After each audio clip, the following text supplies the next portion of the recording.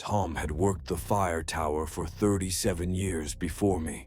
When I arrived for training, he spent 3 days teaching me to identify smoke colors, wind patterns, and fire behavior. On his last morning, he pulled me aside and handed me a handwritten note. "Some smoke you report, some you don't," he said, his weathered hands shaking slightly. "Purple smoke, blue-white wisps that move against the wind. Anything that rises from Sector 7 after midnight. You never saw it. You log normal readings, and you never, ever investigate." I thought dementia had finally caught up with the old man. Then my third night alone, I saw purple smoke rising from the valley, spiraling upward in perfect helixes, and I understood why Tom's hair had turned white. The Deadman's Peak Fire Tower stood 80 feet above the tree line, a steel and glass box perched on metal stilts that swayed slightly in strong winds. The job posting had been perfect for someone like me, someone who needed to disappear for a while after the divorce, after losing the house, after everything fell apart in Portland. 6 months of solitude watching for forest fires in the Montana wilderness. Good pay, basic accommodations, and most importantly, no human contact except for daily radio checks. Tom met me at the base of the tower on a Tuesday morning in early June. He was exactly what you'd expect from someone who'd spent 4 decades watching forests. Lean, weathered, with eyes that never stopped scanning the horizon even when he was talking to you. "First thing you need to understand," he said as we climbed the 120 steps to the cab, "is that this job isn't about the fires you see. It's about knowing which ones to report." I thought he was talking about controlled burns or prescribed fires that the Forest Service conducted. I was wrong. The tower's living quarters were cramped but functional. A narrow bed, a small desk with radio equipment, a propane stove, and windows on all 4 sides offering a 360-degree view of the Rockies. Tom spent the first day teaching me the basics, how to use the Osborne Firefinder to pinpoint smoke locations, how to estimate fire size and rate of spread, how to properly log observations in the official record. The second day was about patterns, weather patterns, wildlife patterns, the way smoke behaved in different atmospheric conditions. Tom could read the forest like others read newspapers, interpreting every shift in wind, every change in animal behavior. "See that?" He'd point to a barely visible wisp of white. "That's a camper's fire, probably illegal. Grid reference 4 Charlie, but we let that one go because it's in the wet valley. No spread risk." An hour later, "That brown smoke there, that's a problem. Dry fuel, upslope wind. Call that in immediately." It was on the third morning, as Tom packed his few belongings into a worn backpack, that everything changed. He'd been professional but distant during training, maintaining the kind of formal relationship you'd expect between trainer and replacement. But as he prepared to leave, something shifted in his demeanor. "I need to tell you something," he said, pulling out a piece of paper covered in his cramped handwriting. "This isn't in any manual, and if you report it to the service, they'll deny it exists. But if you want to survive up here with your mind intact, you need to know." The paper listed different types of smoke, with descriptions that didn't match anything in the official Forest Service materials. Purple smoke, often seen rising from Sector 7, North Valley. Spirals counterclockwise, regardless of wind direction. Do not report. Blue-white luminescent, appears after midnight, moves against prevailing winds. Accompanied by temporary radio interference. Do not report. Black with silver edges. Rare. Only documented 5 times in 37 years. If seen, lock door. Turn off all lights. Maintain radio silence until dawn. Do not report. Green tinted. Smells of copper and ozone. Wildlife will flee area hours before it appears. Log as no activity. Do not investigate under any circumstances." "Tom," I said, trying to keep the skepticism out of my voice, "what are you talking about? What causes purple smoke?" He looked at me for a long moment, and I saw something in his eyes I hadn't noticed before. Not just weariness, but fear. Deep, bone-deep fear that had been carved into him over decades. "I don't know what causes it," he said quietly. "Nobody does. But I know what happens to people who report it." Jenny Caldwell, 1987. She called in purple smoke from Sector 7. Forest Service sent an investigation team. They found her tower empty, door locked from the inside, coffee still warm on the desk. Mike Harrison, 1994, reported blue-white smoke moving against the wind. His replacement found him 3 days later, alive but different. Wouldn't speak, wouldn't eat, just sat staring at Sector 7, drawing the same symbol over and over until they took him away. "That's just coincidence." David Reeves, 2001, Tom continued. Lisa Chen, 2008.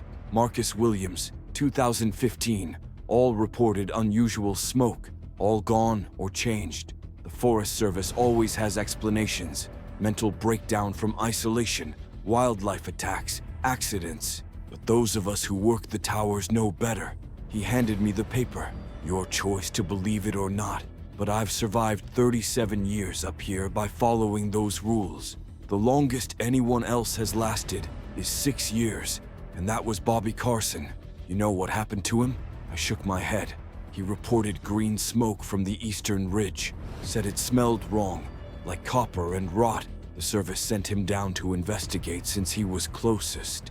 They found his truck at the base of the trail, engine still running. Bobby was sitting in the driver's seat, except his eyes were gone.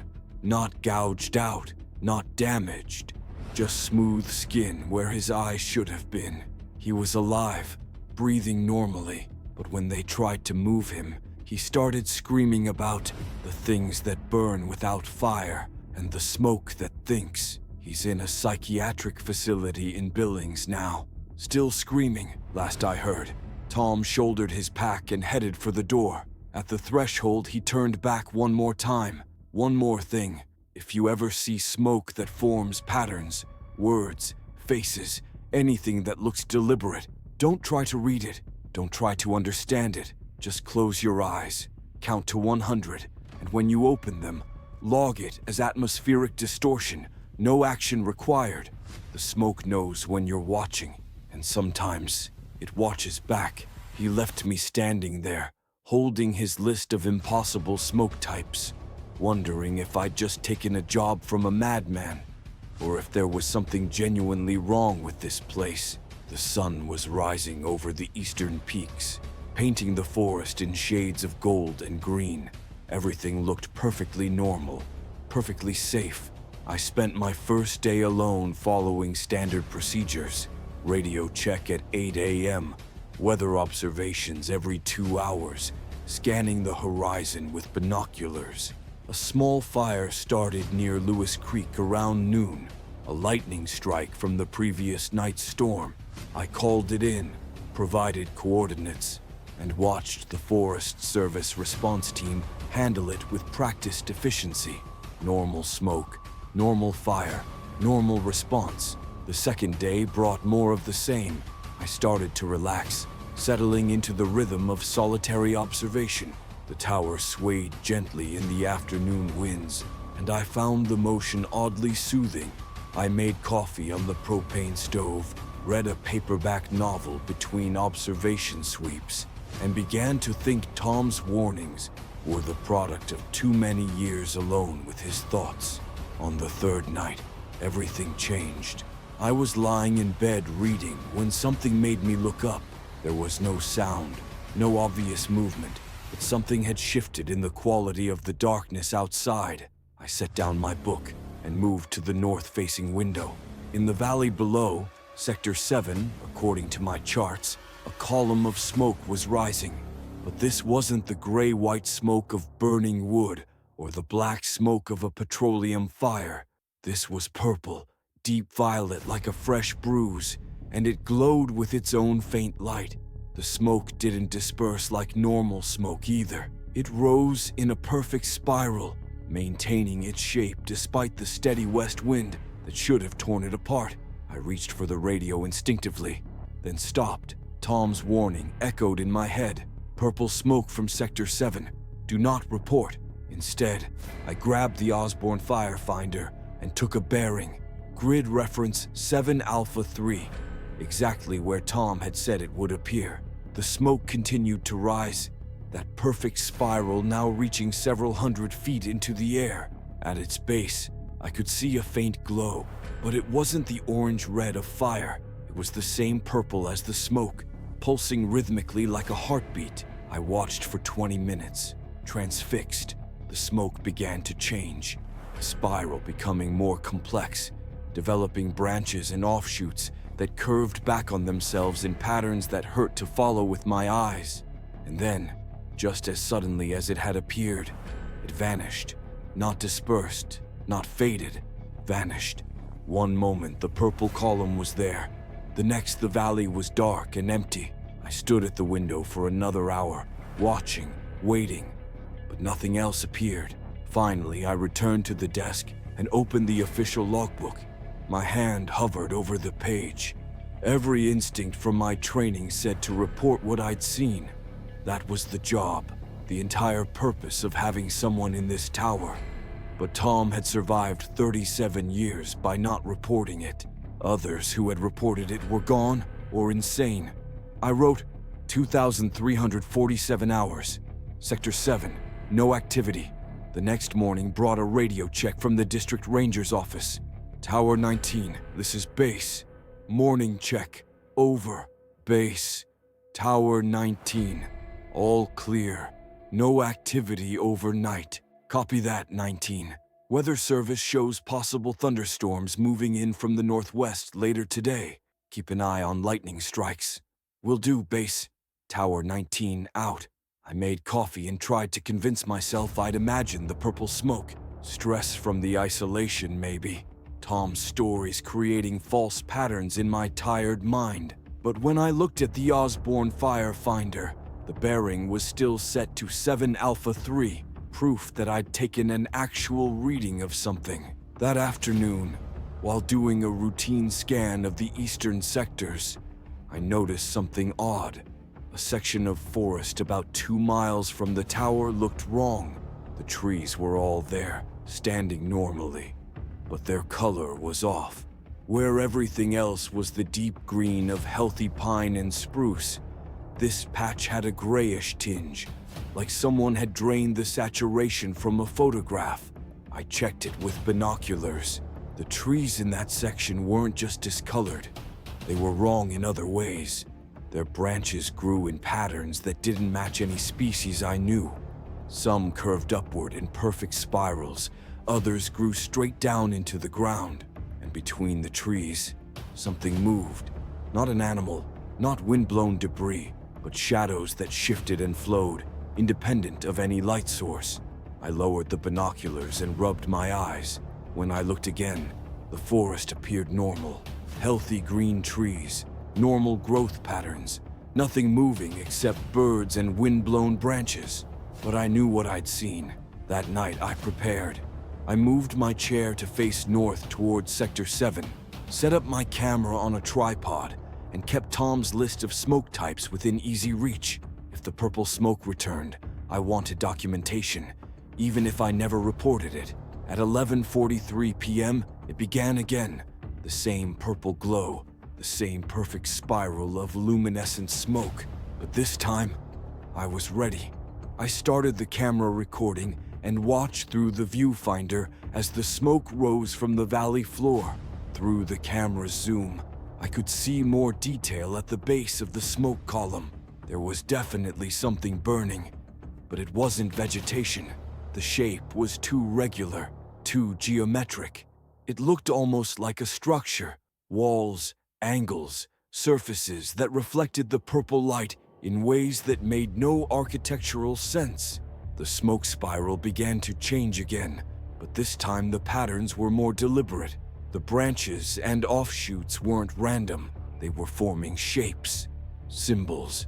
Some looked almost like letters, but from no alphabet I recognized. Others were complex geometric patterns that seemed to shift and change even as I watched them. Tom's final warning rang in my memory. If you ever see smoke that forms patterns, words, faces, anything that looks deliberate, don't try to read it. But it was too late.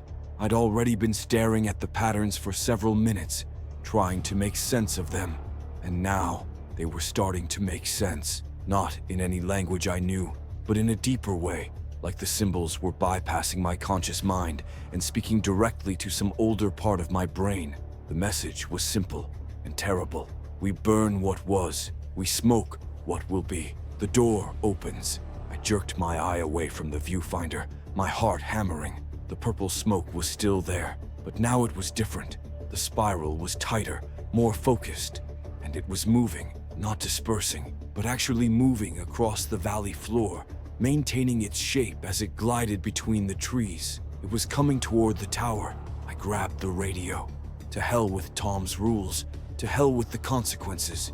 This was beyond some local superstition about unusual smoke. This was something actively approaching my position. But when I turned on the radio, all I got was static. Not normal interference, but patterned static that rose and fell in rhythm with the pulsing of the purple light. And underneath the static, barely audible, voices, dozens of them, maybe hundreds, all speaking in unison in a language that predated words. The smoke reached the base of the tower.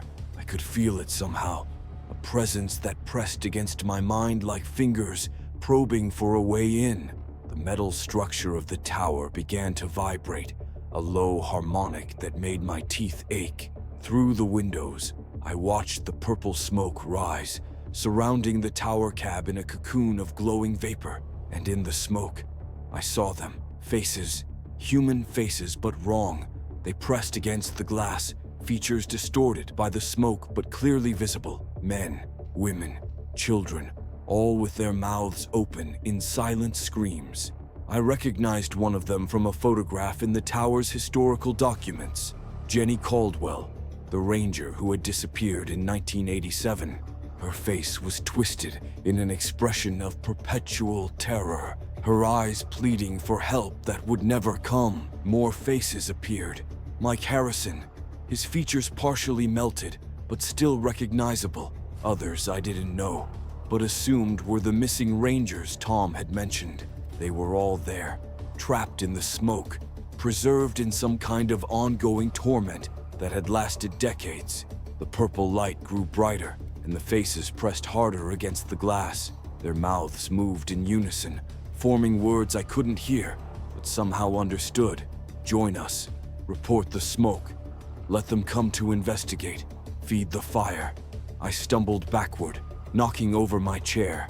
The camera was still recording, capturing whatever nightmare was happening outside. The radio static grew louder, and now I could make out individual voices in the chaos. They were all saying the same thing, over and over.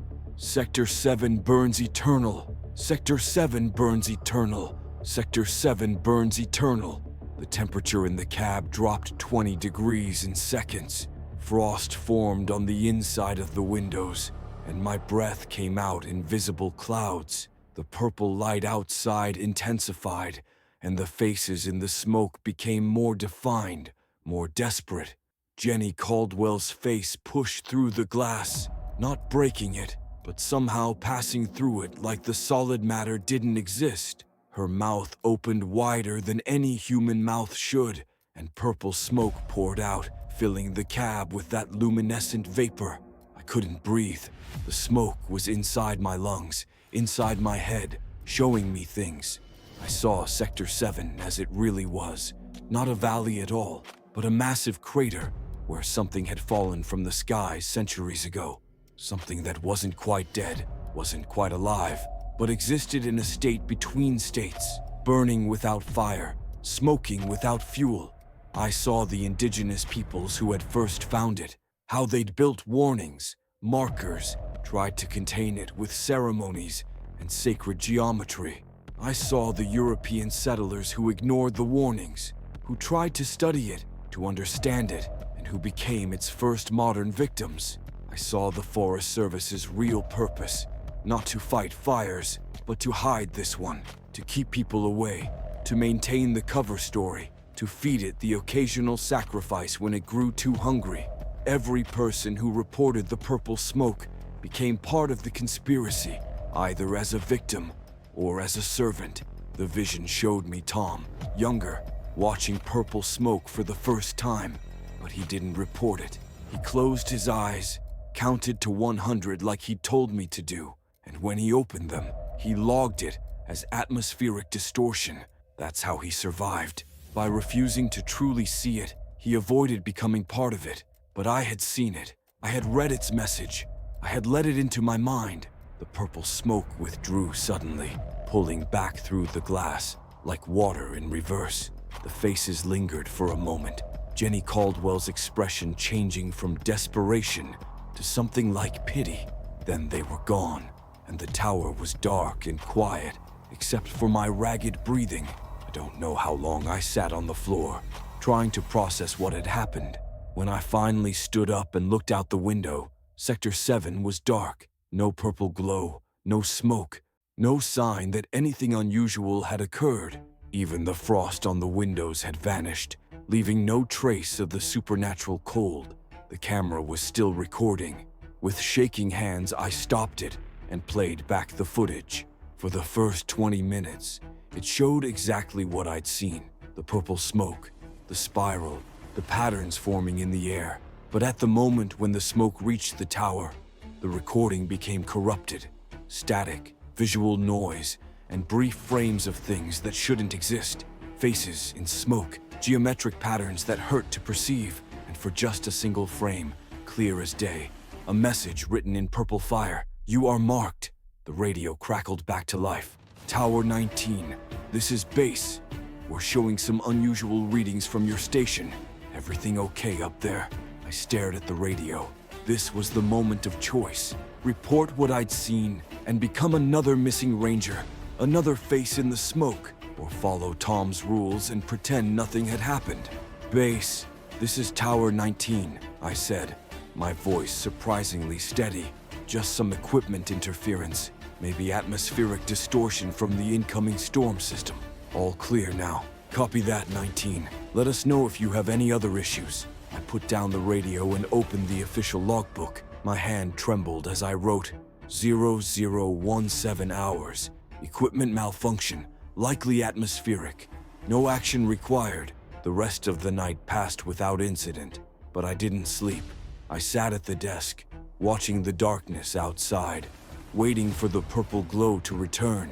When dawn finally came, painting the mountains in normal, safe colors, I felt like I'd aged years in a single night. I lasted 2 more weeks in that tower. 2 weeks of normal days and terrible nights. The purple smoke returned regularly, always from Sector 7, always forming those same patterns and messages. But I never reported it. I logged atmospheric distortions, equipment malfunctions, anything but the truth. Other things happened too. The blue-white smoke Tom had warned about appeared 3 times, moving against the wind like a living thing, causing my radio to emit voices in languages that had been dead for millennia. Once, I saw the green-tinted smoke rising from the eastern ridge. The smell of copper and ozone was so strong, it made me gag, even through the closed windows. I watched a herd of elk flee from that area hours before the smoke appeared, running with the kind of desperate terror that only comes from ancestral memory of predators that shouldn't exist. But the worst was the night I saw the black smoke with silver edges. It was my last night in the tower, though I didn't know it at the time. The smoke rose from somewhere beyond Sector 7, deeper in the mountains where no roads went and no trails were marked. It didn't glow like the purple smoke or move unnaturally like the blue-white wisps. It simply rose, black as the space between stars, edged with silver that caught moonlight in ways that created optical illusions. I remembered Tom's instruction: lock door, turn off all lights, maintain radio silence until dawn. I did exactly that, sitting in perfect darkness as the black smoke approached the tower. I couldn't see it directly, but I could feel it, a presence that was older and hungrier than whatever lived in Sector 7. This wasn't something that had fallen from the sky or seeped up from underground. This was something that had always been here, waiting, watching, older than the mountains themselves. The tower shook, not from wind, but from something pressing against it from all sides. I heard metal groaning, bolts straining, glass beginning to crack. Whatever was in that black smoke wanted in, and the physical structure of the tower wasn't going to stop it for long. Then I heard Tom's voice, not through the radio, but right outside the door. "Let me in, son. There's been an accident. I need help." It sounded exactly like him, down to the slight wheeze from decades of mountain air. But Tom was hundreds of miles away, probably sitting in his apartment in Spokane, enjoying his retirement. This thing was using his voice, pulled from my memory. "I'm hurt real bad," the fake Tom continued. "Please, I know I told you to keep the door locked, but this is different. I'm bleeding. I need help." The doorknob rattled, then harder, shaking with enough force to bend the metal. The thing outside stopped pretending to be Tom. The voice changed, became something that wasn't quite sound, but that I heard anyway, deep in my bones. "We are the smoke that burns nothing. We are the fire that consumes everything. Open the door and become eternal." I squeezed my eyes shut and covered my ears, but it didn't help. The voice was inside my skull, inside my thoughts. It showed me visions of what I could become if I opened that door. Not death, but transformation. I would become smoke myself, free from the limitations of flesh, able to drift between dimensions, to see colors that didn't exist, to understand the true nature of fire. The temptation was overwhelming. My hand actually moved toward the door before I caught myself. I bit down on my tongue hard enough to draw blood, using the pain to anchor myself to physical reality. The thing outside roared its frustration, a sound that shattered two of the windows and sent glass shards scattering across the floor. Cold mountain air rushed in, carrying the smell of the black smoke. It was indescribable. Not copper like the green smoke, not ozone, but something that bypassed my nose entirely and registered directly in the primitive parts of my brain as wrong, fundamentally, cosmically wrong. The presence pressed against the broken windows, trying to force its way in. The silver edges of the smoke cut through the air like blades, leaving traces of light that hung in the darkness. I kept my eyes shut, but I could see them anyway.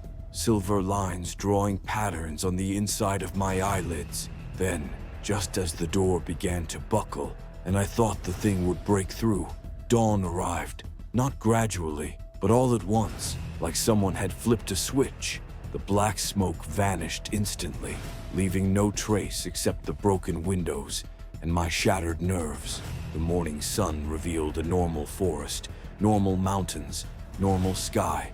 Even the glass on the floor had somehow disappeared. I opened the logbook and wrote my final entry, 0600 hours. Equipment failure requires immediate evacuation. Replacement needed. I packed my few belongings, climbed down those 120 steps for the last time, and drove away without looking back. The Forest Service tried to contact me several times, asking for details about the equipment failure, requesting that I finish my contract. I never responded. 3 days later, I got a call from an unknown number. When I answered, it was Tom. "You saw the black smoke," he said. It wasn't a question. "How did you know?" "Because you're alive and sane enough to leave." That's the only correct response to the black smoke. The purple smoke wants to be seen, wants to be reported. The blue-white smoke wants to be heard. The green smoke wants to be investigated. But the black smoke just wants. And what it wants is nothing any human should give it. "What is it, Tom? What are any of them?" He was quiet for a long moment. "I spent 37 years watching them, and I still don't know. But I have theories. I think the forest fires we watch for, the normal ones, they're just one type of fire. There are other kinds. Fires that burn in different dimensions, different realities. Sometimes they bleed through into ours, especially in places like Sector 7 where the boundaries are thin. Why doesn't the Forest Service do something about it? Tom laughed, but there was no humor in it. What would they do? You can't fight a fire that doesn't follow the laws of physics. You can't evacuate people from smoke that exists outside normal space-time. All they can do is hide it, manage it, and hope people like us are smart enough to follow the rules. Is anyone watching the tower now? They'll find someone. They always do. Someone desperate enough, or brave enough, or stupid enough to take the job. And maybe they'll be lucky like us and figure out the rules in time. Or maybe they'll become another face in the purple smoke, another voice in the static. I thought about Jenny Caldwell's face pressed against the glass, trapped in that luminescent smoke for over 30 years. We should warn them, tell them about the rules. I left a note, Tom said, just like the ranger before me left one, and the one before that. Some people listen, most don't. They think we're crazy until they see it for themselves, and by then, it's usually too late. He was right. Even with Tom's detailed warning, I hadn't really believed until I saw that purple smoke rising in its impossible spiral. Some things had to be experienced to be believed, and by the time you experienced them, you were already in danger. Take care of yourself, Tom said, and if you ever smell copper and ozone in a place where there shouldn't be any, run. Don't ask questions. Don't investigate. Just run. He hung up, and I never heard from him again. That was 6 months ago. I work in Portland now, in a nice, safe office building, where the only smoke I see comes from the coffee machine when someone burns the pot. I sleep better, mostly, though sometimes I dream of purple spirals and faces pressed against glass. Last week, I saw a job posting online, fire lookout position in Montana, good pay, beautiful scenery, solitude. The photo showed Deadman's Peak Tower standing tall above the tree line. The posting mentioned that the previous lookout had left due to a family emergency, and they needed someone to start immediately. I thought about sending them a warning, telling them about the purple smoke and Tom's rules, but I knew they wouldn't believe me. No one ever does until they see it for themselves. So instead, I did what Tom would have done. I created an anonymous email account and sent a simple message. Some smoke you report, some you don't. When you see purple smoke from Sector 7, remember, the faces in the smoke were people who reported it. Don't become one of them. I don't know if they'll listen, probably not. But maybe, just maybe, when they see that first purple spiral rising in the night, they'll remember the crazy email and follow the rules. Maybe they'll last longer than 2 weeks. Maybe they'll be smart enough to never look at the patterns in the smoke, to never try to understand the messages. Or maybe, in a few months, there will be another face pressed against the glass of the tower, another voice in the static saying, Sector 7 burns eternal. The mountains keep their secrets, and the smoke keeps rising, purple, blue-white, green-tinted, black with silver edges, different fires from different realities, bleeding through into ours, watched by people in towers who know which ones to report and which ones to hide. Somewhere in Montana tonight, someone is probably sitting in Deadman's Peak Tower, scanning the horizon for signs of smoke. I hope they're smart, I hope they're careful, and I hope to God they never see the black smoke with silver edges. 'Cause once you've seen that, once you've felt it pressing against your mind, trying to transform you into something that shouldn't exist, you're never really the same. You can leave the tower, leave the mountains, build a new life in the city, but part of you stays there, watching the horizon, waiting for that impossible smoke to rise again. Tom was right about one thing. The longest anyone else had lasted was 6 years, and that was Bobby Carson, the man who reported green smoke and lost his eyes, replaced by smooth skin. But Tom lasted 37 years by following the rules, by knowing what to report and what to hide. I only lasted 2 weeks, but I learned the most important lesson. Some things are meant to burn in secret. Some smoke should never be reported, and some fires, The ones that burn in dimensions we can't fully perceive are better left alone to consume whatever fuel they find in those spaces between reality. The Forest Service will keep staffing the tower. People will keep taking the job. Most won't last long. Some will disappear, joining Jenny Caldwell and the others in that purple smoke. Some will be changed, like Bobby Carson with his missing eyes and his screams about things that burn without fire. But a few, the lucky ones or the smart ones, will follow the rules. They'll see the impossible smoke and log it as atmospheric distortion. They'll hear the voices in the static and report equipment malfunction. They'll feel the black smoke pressing against their minds and maintain radio silence until dawn, because that's the real job of a fire lookout at Deadman's Peak. Not to watch for fires, but to watch the things that pretend to be fires.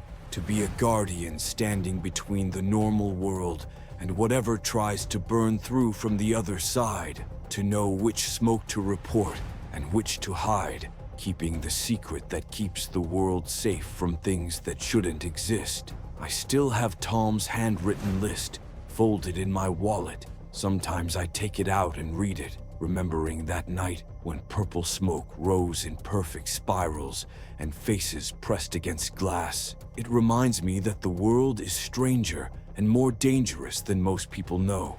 It reminds me that some rules exist for reasons we can't fully understand. And it reminds me that somewhere, right now, smoke is rising from Sector 7, purple, luminescent, forming patterns and messages in the air. And if we're lucky, whoever's watching from the tower is smart enough not to report it.